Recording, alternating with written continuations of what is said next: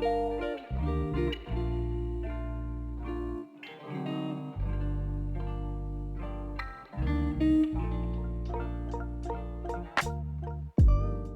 everybody, and welcome back to another episode of Can I Say Something? In honor of TIFF coming to an end, we have the return of a favorite guest of the show, TJ, aka Cinemateq. Welcome back to the show, TJ.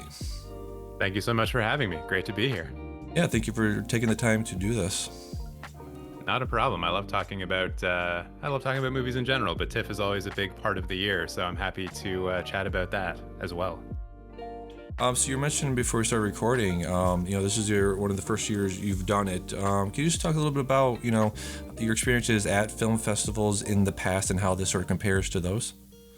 Yeah, so I've been going to TIFF specifically for about 10 years previously. I think I went there for the first time like in 2009, but that was one screening. I didn't really have an idea of what was going on at the festival, and I didn't really go like crazy with the festival until maybe 2017, 2018. And I think at the 2018 one, I saw 42 films, if I remember correctly. Wow. And then with other film festivals, it's just been stuff local to Toronto, like the Toronto After Dark Film Festival and the Blood in the Snow Film Festival. And those are much smaller, like single screen type festivals, whereas TIFF is like a big multi-screen festival, 200, 300 plus films, all of the stars and directors show up. It's a wild beast to try to tame. Nice. So I always have been curious about this sort of logistics of seeing that many movies in one day. Do you sort of like schedule it out? You're saying you pace yourself pretty well this year. So how does it actually work? Do you get a schedule? Do you get to pick the films you see, or do they tell you which ones that are available to you?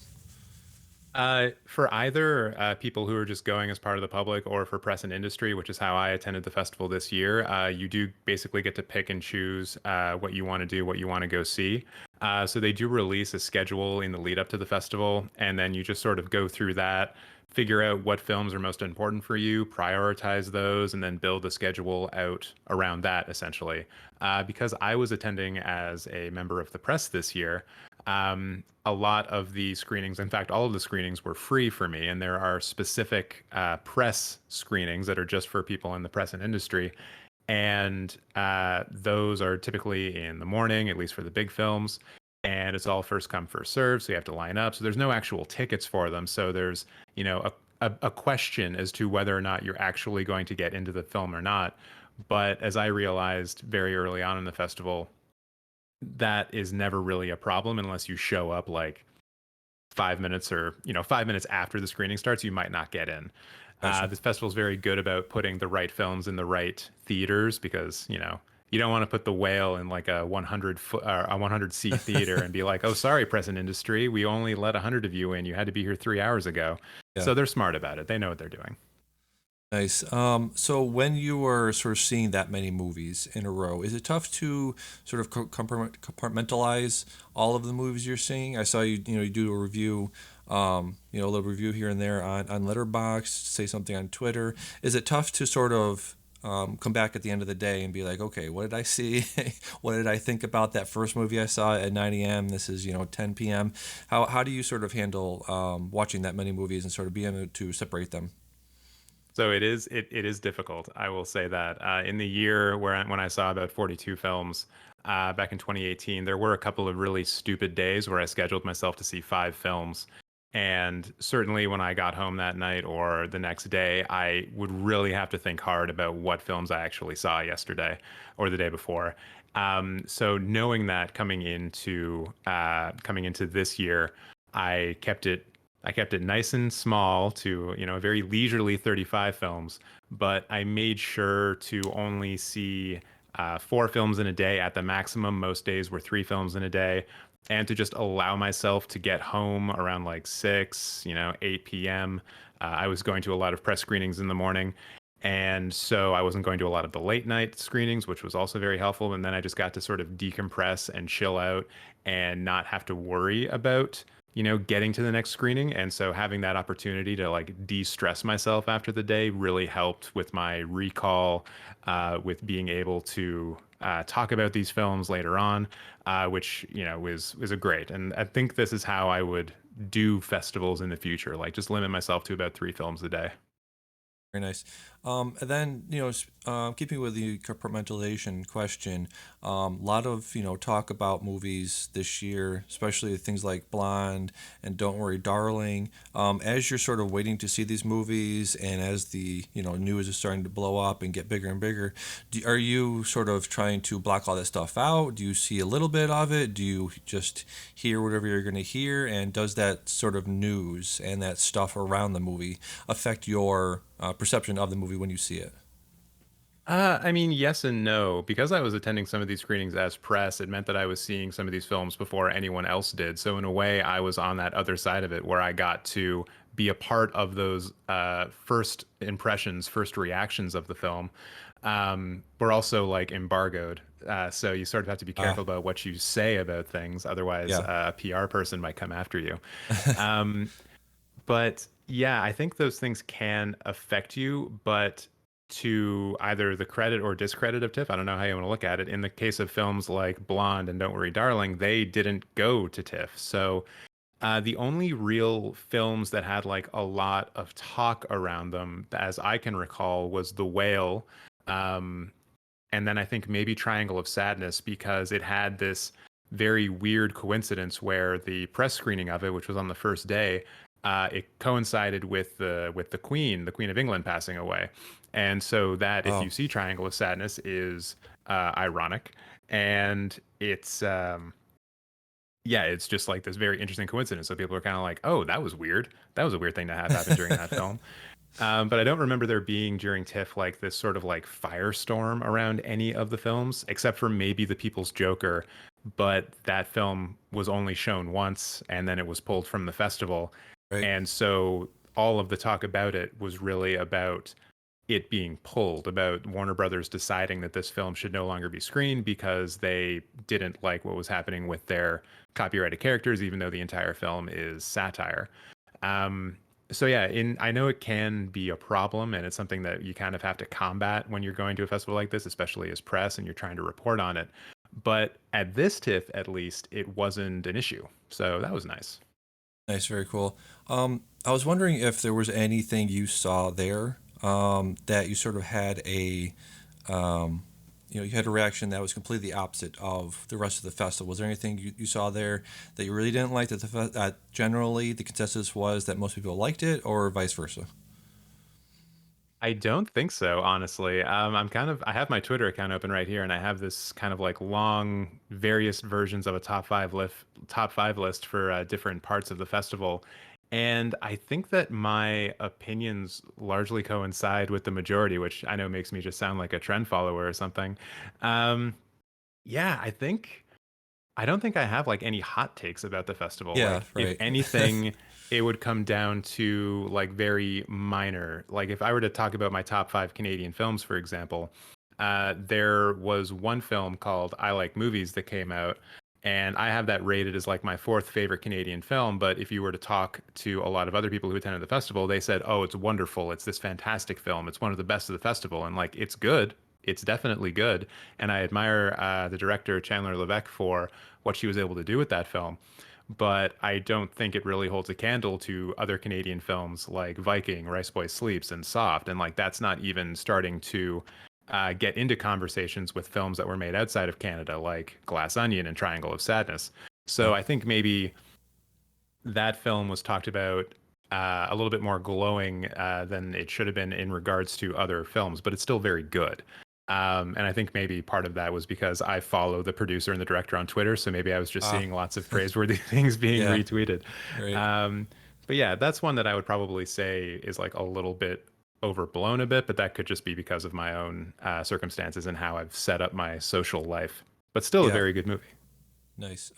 Yeah, so was there anything there that you think should have gotten more praise? You mentioned a couple of Canadian films that you liked that didn't really get talked about very much. Was there anything there that you really thought flew under the radar that enough critics weren't mentioning on their Twitters? I think that EO would probably qualify as that. It's a film about a donkey. So from a premise standpoint, it's not exactly going to grab you, but when it premiered at Cannes, it was sort of in conversation, if you were sort of following along with some critics as the festival was ongoing, there were some people who were predicting that it had a shot at winning the Palme d'Or. Of course, Triangle of Sadness ended up winning that instead. And so I made sure to go see it when it was at TIFF because I wanted to see why people were talking about it in such a praiseworthy way. And it was my favorite film of the festival overall. And I was kind of stunned by the film. I audibly gasped at the ending of it. It just absolutely blew me away. Wow. It's one of those films that, for me at least, like kind of unseated me or unnerved me, and that very rarely happens. But then not a lot was said about it otherwise. Yeah. I certainly said some things on Twitter about it. I retweeted other people who were talking about it because I wanted to get it out there. But because of the way the scheduling worked at TIFF, I believe that that film wasn't really shown until the end of the festival. Maybe it only had like two public screenings. There was only one press screening, so there wasn't a lot of opportunity for it to gain traction.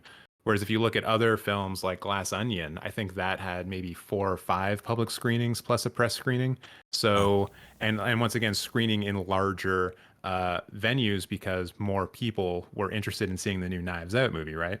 So Right. that film has a much better opportunity to be talked about in very broad by a very broad amount of people. Yeah.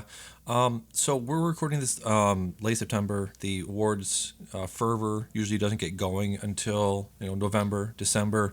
But I wanted to Mhm. ask you, since I have you here, is there anything you saw that might come out in the lead of the pack later this year? Is there any Power of the Dogs? Was there any for international feature? Any Drive My Cars that you think might come out on top later this year? I think that the big winner at TIFF, since it won the People's Choice Award, was The Fablemans, Steven Spielberg's new film. I Yeah. think we kind of have to just, for now, call it the front runner for winning Best Picture. Yeah. It's in an interesting case because I don't know if it can win in any other category, but I still think it's probably the front runner for Best Picture.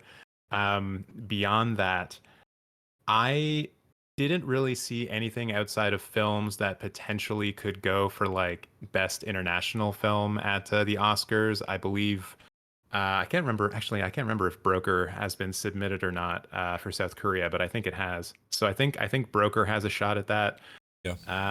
And then really, I think one of the biggest stories of the festival, not so much in terms of award season, but if the people who do the awards are smart, they'll be looking at this film, was this sort of small indie film called How to Blow Up a Pipeline, which was picked up by Neon, a very good distributor, early on in the festival, and that kind of got people talking about it. I ended up seeing it, and it is this Steven Soderbergh heist film-esque version of eco-terrorism where Yeah. people decide to blow up a pipeline in order to make fuel costs go up, so people are less likely to buy cars. You know, it's a very simple premise, but it's executed so well. And so in that way, I could easily see that film being edited, or excuse me, being nominated for, say, like editing. Outside of that, you also started to see the awards picture for the acting awards starting to take shape. Brendan Fraser for The Whale seems like a shoe-in Yeah. for best lead performance by an actor. Everyone coming out of the festival thought that Michelle Williams was definitely going to get Best Supporting Actress for her role in The Fablemans, but then it was announced that she is going for Best Lead Actress, which is absurd. But that is not a good thing for her. She probably will not end up winning now.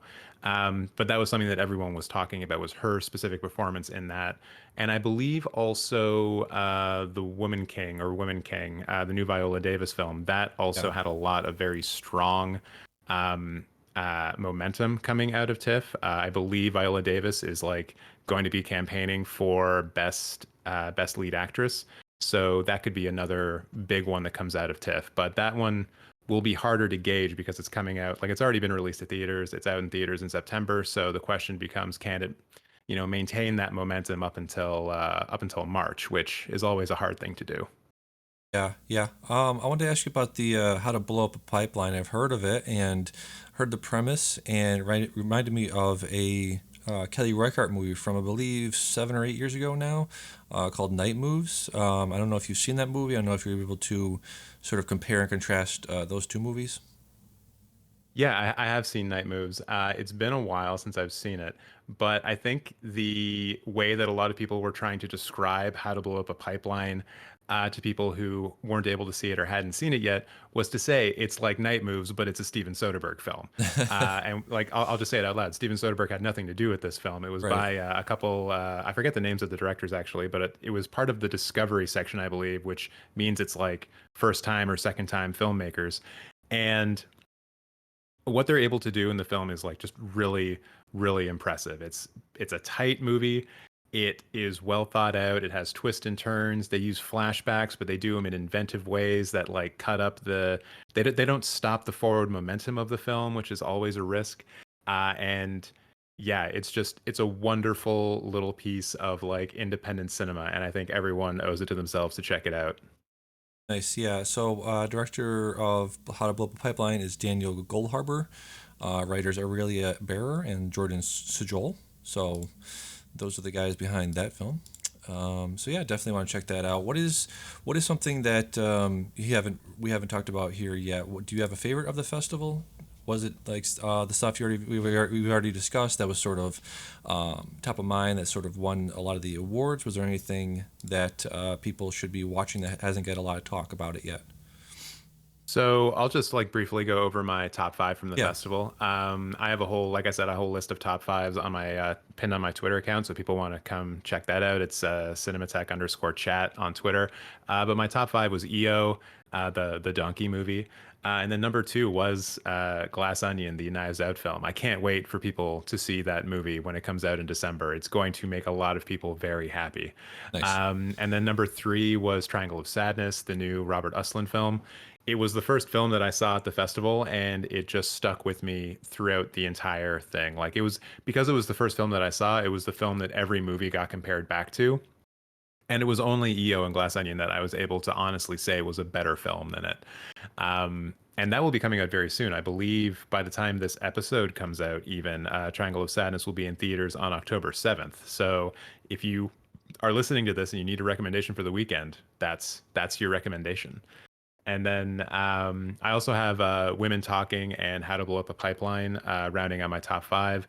I haven't talked about Women Talking at all yet, so I'll just give that some space. Yeah, It is a film that has some absolutely fantastic performances in it by some otherworldly, talented actresses, Claire Foy and Jessie Buckley especially, but also Rooney Mara. And the other supporting actors in it that round out the cast also do a fantastic job. Sarah Polley has directed a pretty good movie, but this one really relies on the prowess and the expertise of the performers.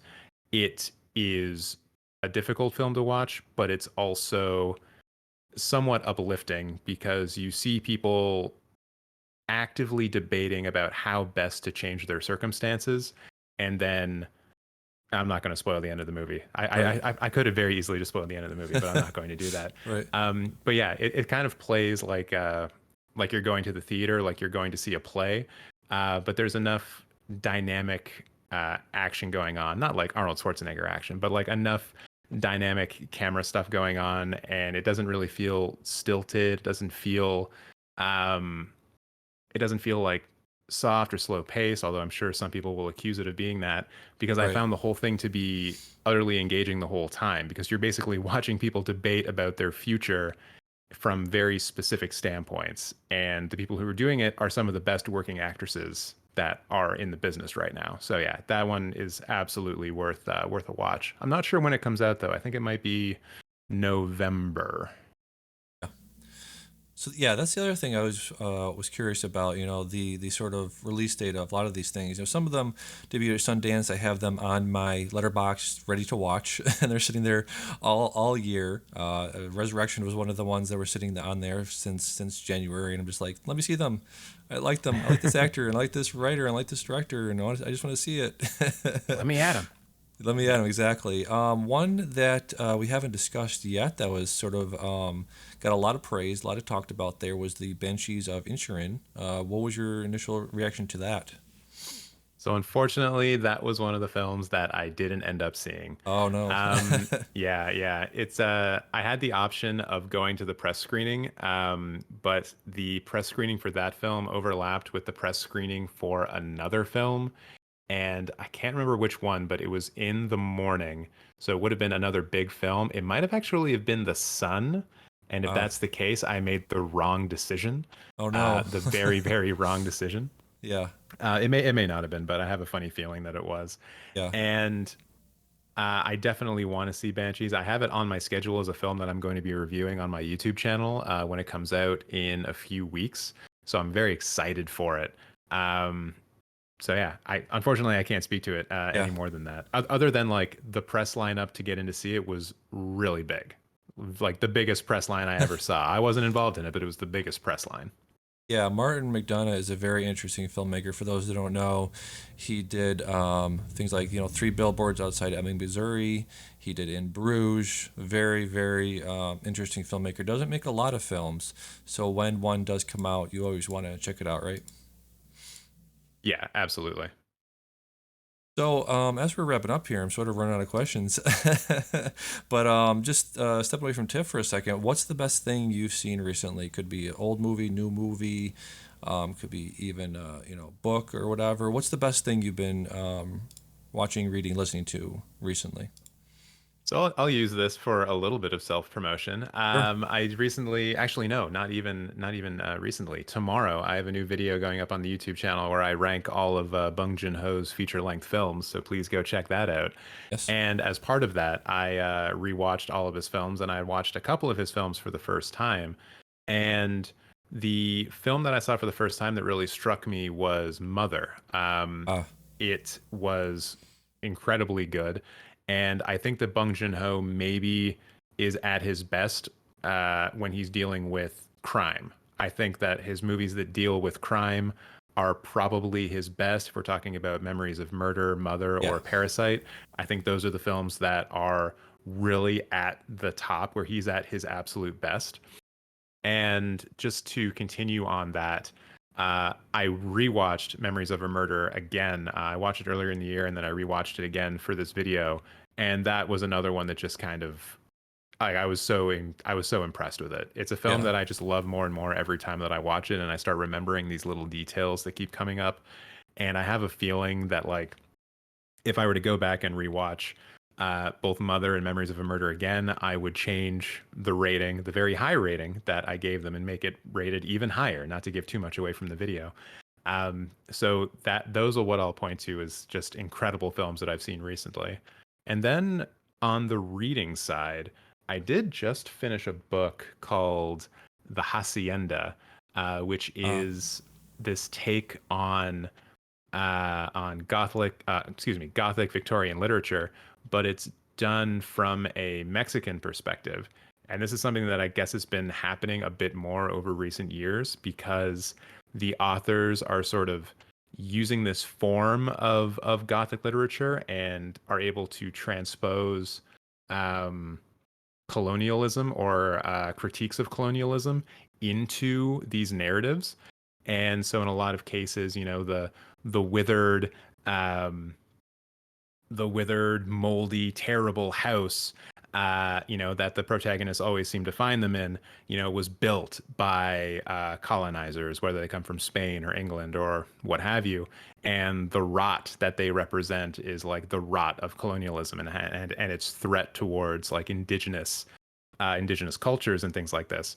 And so there are a few authors who are engaged in this right now, and the stuff that they're coming up with is pretty fascinating to see. Like these what you would think would be very different genres or different ways of approaching literature, they mesh together really really well. So the Hacienda, it's a good one for Halloween. Go read it. Nice. Reminds me a lot of like a Rebecca, old Victorian sort of woman in a house. Whenever I hear Yeah, anything the like that. hacienda is exactly that. Like it's a woman in a house and she thinks that there's a ghost trying to get at her. And like the big thing of the book is like is there? Is there Yeah. not? And then there's a lot of other stuff going on. But yeah, it's basically like Rebecca in Mexico, but also colonialism is like a big part of it. Amazing. Definitely want to check that out. And then, just speaking on Bong Joon-ho's films, I also did check out Memories of Murder for the first time fairly recently, and it was incredible. That led me down a hole of going through sort of Asian detective noirs. One specifically from China. I don't know if you've seen Black Coal Thin Ice from 2014. I I have not, but the name sounds very familiar. Incredible. You know that sort of like, it's just a very empty spaces, cold spaces, dark spaces, that sort of thing that you would see in 1940s, 1950s American cinema, American gangster films. They do a very good job of sort of transposing that to contemporary Chinese setting. It's very very well done. So I definitely highly recommend checking that out. And yeah, I think I've seen most of Bong's work. Okja, I checked out a few years ago. Mother is one of the ones on my blind spot. I definitely need to check that out. And I believe Barking Dogs Never Bite might be the last one on the list to see of his. So, yeah, So great Barking Dogs director. Never Bite was one of the three Bong Joon-ho films that I was watching for the first time for this video. And for a debut feature, it's quite good. Like it's quite a strong film. So I would also recommend people go check that out. Unless you love dogs a lot, Oh no. then do not watch the movie. There is some stuff happens in that movie to dogs, and it's yeah, it's one of those movies where like there is a big disclaimer at the start that just says, guys, nothing happened to the dogs. The dogs are fine. Don't Yeah. worry about it. Nothing happened to the dogs. And then when you're watching the movie, you're like, I think they killed these dogs. And it's yeah, there's some weird stuff. Well, not weird stuff in it, but there's some kind of brutal stuff in it that happens to animals. It's not the worst I've ever seen, but it will certainly make you like cringe in your chair as you're watching it. Yeah. Speaking of cringy stuff and hard stuff to watch, have you seen Speak No Evil, the new film on Shudder? I believe it's a Dutch film. I haven't, but I think it's in my watch list Yeah. somewhere. Yeah, it definitely does have that sort of like, polite society, sort of what's your expectation of being polite? How far will somebody push you before you sort of break that societal norm of being polite no matter what? And then there's some traumatizing imagery near the end there. But yeah, I would highly recommend Speak No Evil. It was one of those, Right on. again, that were on, yeah, they were on, I think they came out of Sundance, and I put that on my list, and highly was anticipating watching that. So very good film. So yeah, as we're wrapping up, anything to plug? You have multiple outlets. You have a TikTok, correct? Yeah, I've got TikTok, I've got YouTube, I've got Twitter. I don't really post anywhere else, but I'm sort of moving my YouTube channel a bit more to putting out these tier lists once a week. So I have the Bong Joon-ho one coming out tomorrow. The week following, I'm doing a tier list for Ruben Östlund to coincide with the release of Triangle of Sadness in the United States. And then after that, it's going to be a lot of stupid things that I probably shouldn't be trying to attempt, like doing a tier list for the entire Halloween franchise, which is Oh like wow. 12, 13 movies. I'm Yeah. probably not going to have a good week when I do that, but I'm going to try it anyways and see how I feel after it's all said and done. Yeah, I'm gonna go ahead and guess the first one's probably pretty high on there. Oh yeah, I've already put that one on a tier list already. I have a video where I Yeah, go over Jordan Peele's favorite horror films, and Halloween is one of them. So I already know what that one's getting, and I know that it's the only film out of that entire franchise that's going yeah, to get rated that high. So it's going to be interesting. It's going to, it's. I know at some point it's just going to be like categorizing the shit differently, yeah, you know, and it's going to be, hopefully it's going to be fun, and that I'll be able to find some sort of like joy in it because of that. um and I know that if I end up being like just overly critical, it's going to be like yeah. F, and like that's no Right. fun for anybody. So yeah, it's going to be interesting to see how it all pans out. Yeah, there's the first ones of all the slashers, the big slashers. First Halloween, first Friday the 13th, first Nightmare on Elm Street, classic Hmm. films, and then they very quickly sort of go downhill. I mean, I have a special place in my heart for Dream Warriors, or Hmm. Nightmare on Elm Street, Dream Warriors. That's just super camp. Some incredible prosthetics, some incredible kills in that film. But yeah, they quickly lose their mojo. I would say New Nightmare, I believe from 94, 95 was the first his first stab, no pun intended, of Wes Craven's first meta commentary film. But most of Hmm. those are probably it's always the first one, right? The first one sets the tone, and the first one's always usually the best of the bunch of those. Yeah, I think we've seen over the last 30 years or so this kind of um, the idea of what a sequel should be has, I think, morphed a little bit. Where in the 80s they were just cheap cash grabs, right? Like you make the best film you can for the least amount of money, and everyone's going to show up for it because they really love the last one. Whereas now, I think producers are a little bit more engaged with the idea of legacy, and they know that if they can make like this second or third or fourth film that is at least passably good, then it's the kind of thing that will keep people subscribed to a streaming service or something like this. So I think with sequels nowadays, we're not getting that sort of like deep decline in quality that we were getting in the 80s. Although I'm sure there are some examples of how I'm not right about that. I just feel like it's not I Yeah, feel like the we're no longer getting like the incredible first film and then everything else is crap kind of paradigm. It's more sort right. of like everything's a seven and everything's kind of happy and everyone's kind of happy with that like 7 or 6 out of 10. And they just keep doing sixes forever and ever and ever. And everyone's like, yeah, it's cool. It's fine. It's okay. We're not getting like eights and fours anymore. It's just all sixes. Right, exactly. Yeah, and it's also getting to the point where it's kind of absurd to, they did this in Texas Chainsaw Massacre where they had Leatherface still being Leatherface. It was the same guy from 50 years ago. So now Yeah. even with the Halloween, you can still have that a little bit with the original characters, but unfortunately we're gonna have to get to a point where it's just like we're doing the Bruce Willis thing of just like taking his face, taking his body, just sticking it on somebody else's frame and just having that going forward. Did you see that? Yeah, That he's gonna have his I, face on everything. I did hear that. I thought that was quite the escalation after we found out that James Earl Jones had given up or had sold the rights to his voice to Disney. Yeah, And just to hear that Bruce Willis had sold the rights to like his face for this kind of deepfake type stuff, I was like, wow, that was like a week apart. That's a big step up. But yeah, I like I really don't know how that's going to be implemented, right? Like right. I just, and I think it's troubling and I think it's kind of worrying looking into the future. And I don't want to get too dystopic about it, but like, if we start going down this road, then we're never really going to see new people anymore. It's always just going to be like a Bruce Willis or, like they can do Indiana Jones 6 now because Yep. Harrison Ford has sold his likeness Yep. his likeness or excuse me, not 6 because they're actually. Oh no, no, yeah, I guess it would be 6. Yes. Because five's coming out and 6 is coming out. Well, I'm assuming there's going to be a 6.